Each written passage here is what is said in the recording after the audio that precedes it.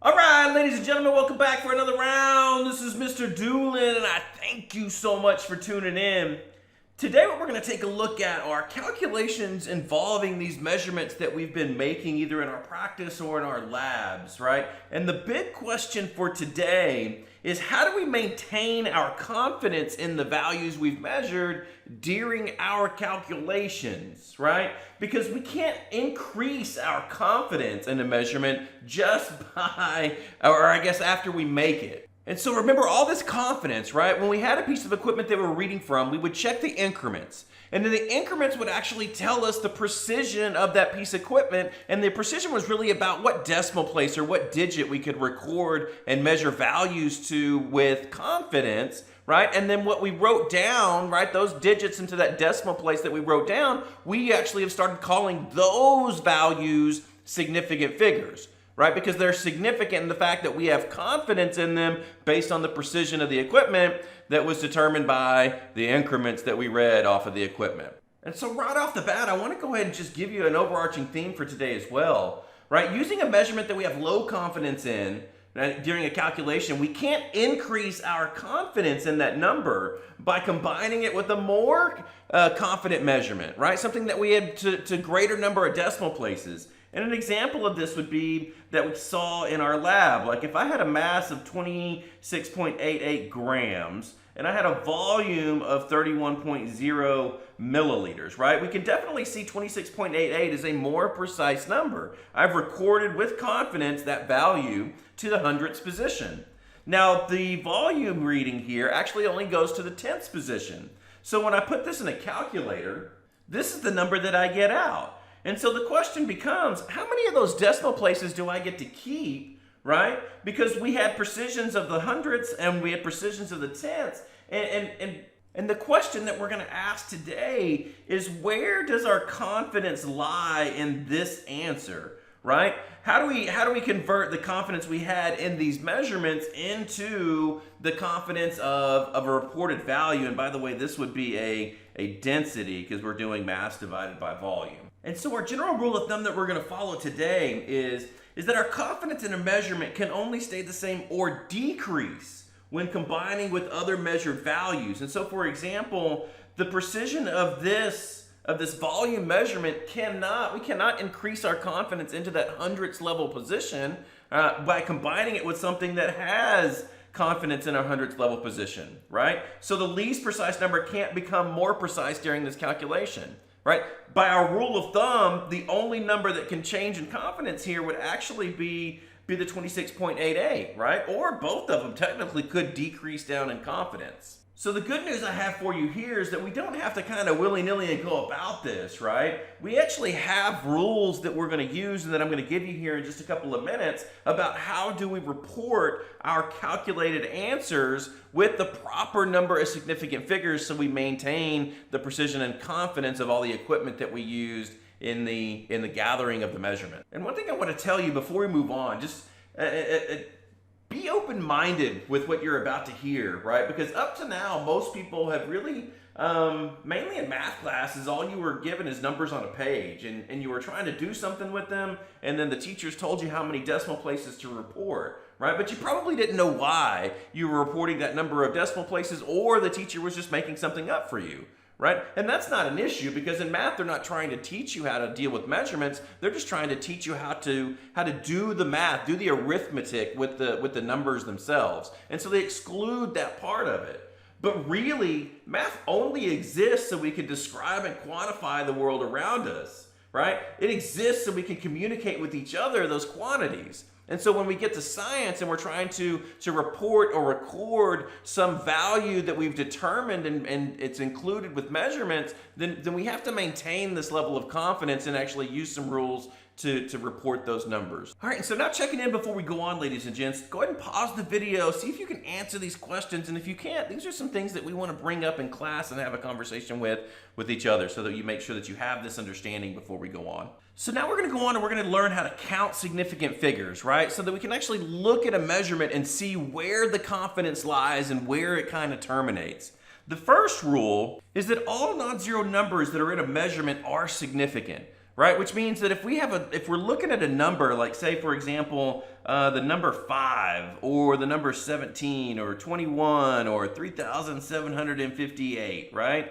If we looked at those four numbers, we would understand that all those values, since they're all not zero, right? They're all non-zero numbers, that all of them would be significant in that measurement, that we actually had confidence to record that value in our measurement. The next rule is that zeros count, well, sometimes is the easiest way to say that. And it's because of this, and you want to write this down. I'm not going to write it on the screen, but you definitely want to write this down, that since zeros can be a measured value, or they can be a placeholder sometimes, we have to know when it's a measured value versus when it's a placeholder, right? Because if it's measured, it's going to be significant, but if it's a placeholder, it's not going to be significant. And so the first type of zero that we're going to look at is going to be a leading zero, right? Well, leading zeros, I've got it noted here, they're actually placeholders. So an example of this would be like 0.0031. Right? Those first three zeros only exist to push this number 3 to that thousandths decimal position, right? We didn't measure those three zeros. We measured the 31.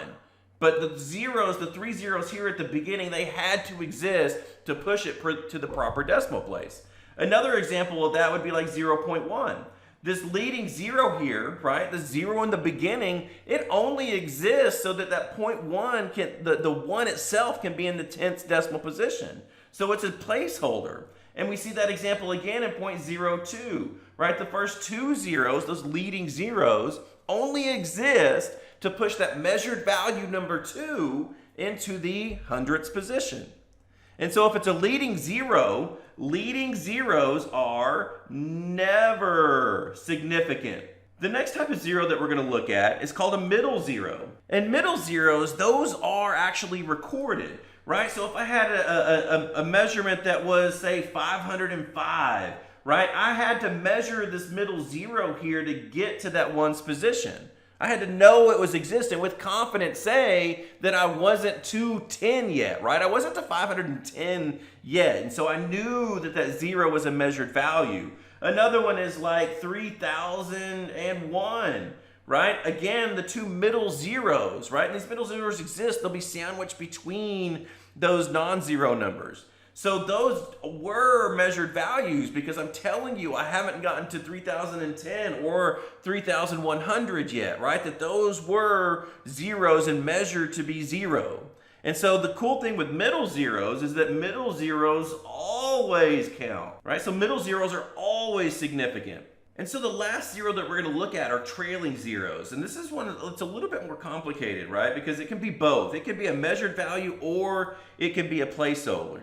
And it depends on whether or not there's a decimal place present or not. So I'm going to say with decimal, and I'm going to say without decimal. If there is a decimal place present in our measurement, right, then we are going to say that this is actually a measured zero. And what I mean by that is like an example that's shown up in the lectures, like 28.0, right? This zero here, I actually measured that. Right? What I'm telling you is that if this was a graduated cylinder, that meniscus was exactly on 28. So I'm going to call it 28.0, right? Or we can say it's 132.50 grams, right? And what that means is this trailing zero with a decimal present, right? We see a decimal place and we see the zero at the end, that zero was a measured value. It's purposeful. It is there. It's not 0.51, it's not 0.49, it's 0.50, and that's when it was measured to be. And so with a decimal, right, since it's a measured value, these zeros are going to be significant. Now, without a decimal place present, what we're going to say is that these zeros are actually just placeholders, right? And we saw this at the beginning. And an example of this would be like the number 3,000. Right? 3,000, again, we didn't measure these. They're just there to be a placeholder for this number 3 to push it over to the 1,000th position. Or 1,000s, not 1,000ths, 1,000th position. But the 3 was measured. We knew it was 3,000, but we didn't actually measure anything over here on the right-hand side. So without a decimal place, notice, there is no decimal place. This is a comma here. There is no decimal place there, and so all the zeros without that decimal, all the trailing zeros that is, when there's not a decimal place, they're just going to be placeholders, right? And we've seen this before, right? So like this number 200, remember that ibuprofen example that we used at the very first lecture, right? How many significant figures are in this number? Well, these last two zeros are placeholders, right? So the only significant value, the only number that they were confident about was that 2. And then another example, what about the number 350? Again, we don't have a decimal present, so this trailing 0 here is just a placeholder. It's there to push all those numbers over into their proper place, right? Into the tens and into the hundreds position. So without a decimal present, trailing zeros are not significant. And so, ladies and gents, these are rules, right? Because what this is, now we know how to count zeros that or numbers that aren't zeros, and we know how to and when to count zeros as significant. You're going to need to commit these rules to memory so that when you look at a value on a piece of paper that you didn't measure, you can actually be able to count the number of significant figures and maintain and understand where the confidence lies in that number. Now, the last type of number that we are going to run across, and I just want to give you a heads up about it, is counting numbers. These are called exact numbers. And a counting number would be like an example of, I have 2 calculators, right? We don't really split up calculators. I either have 2 calculators or I have 3 calculators. I'm not going to have 2.3 calculators. Or if I said I have 10 eggs, right? We can't have part of an egg. We just have 10 eggs if I'm counting whole eggs. And so these are counting numbers, and we have to pay attention to these because what we're going to say is if you'd look and you'd say, oh, well, there's only 1 significant figure there, there's also only 1 significant figure there, right? Because this is a trailing 0 that does not count as significant, but the 1 counts as significant.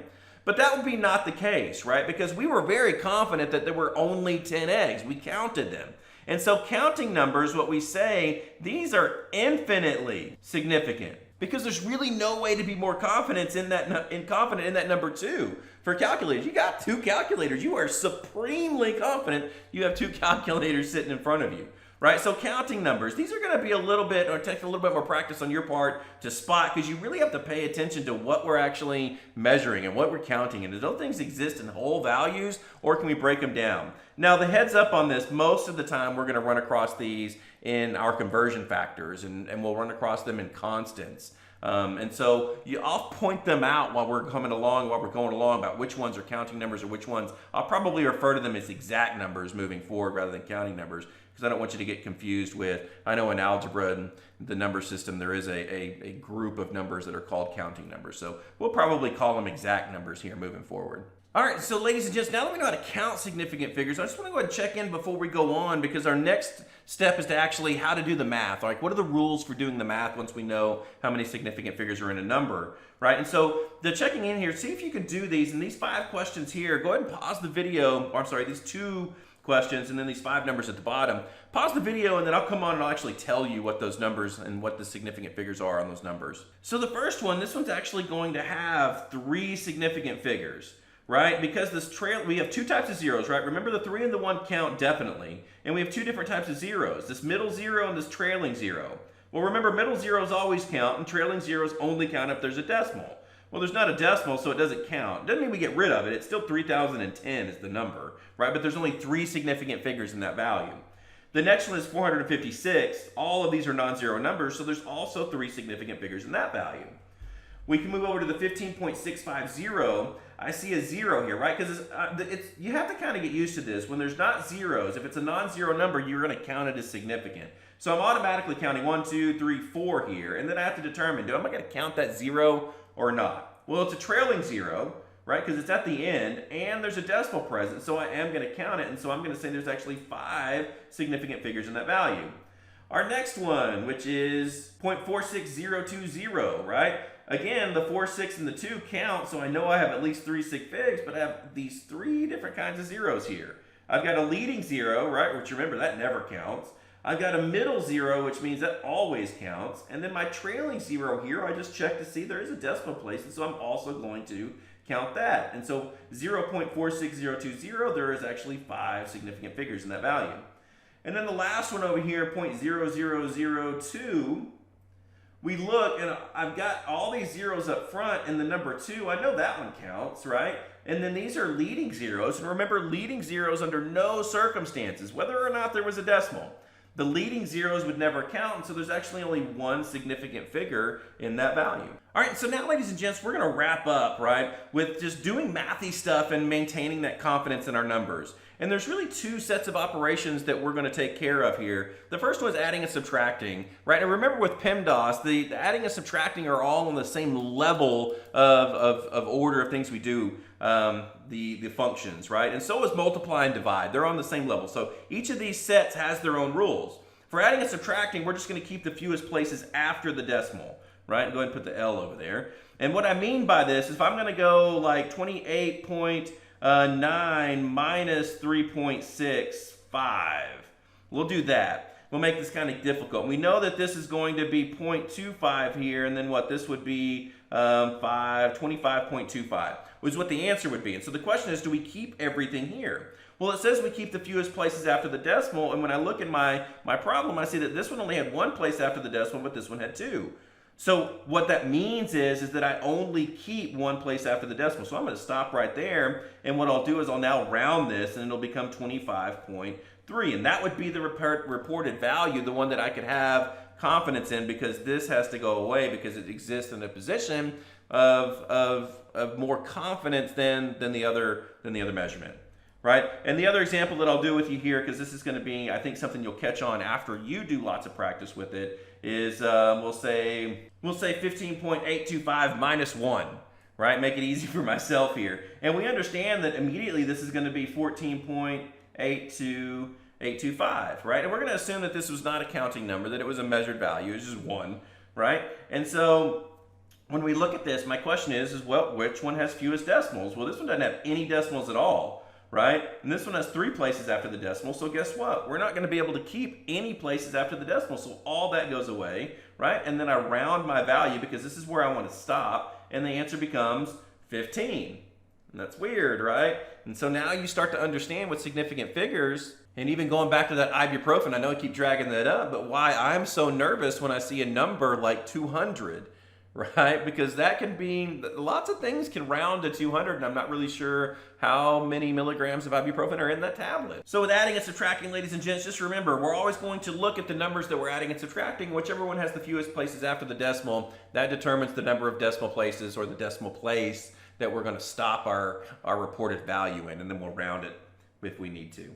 All right, so the last one that we'll do today, ladies and gents, is multiplying and dividing. And so if I had like 26.38 versus 2.9, and we're going to multiply this. And if you did this on a calculator, the calculator would spit out 76.502. And so the question is how do we use this, right? So it says keep the fewest sig figs overall. And so what I'm going to do is I'm going to come in here and I'm going to count the sig figs. So I know that this one has 4 significant figures, and I know that this one has 2 significant figures.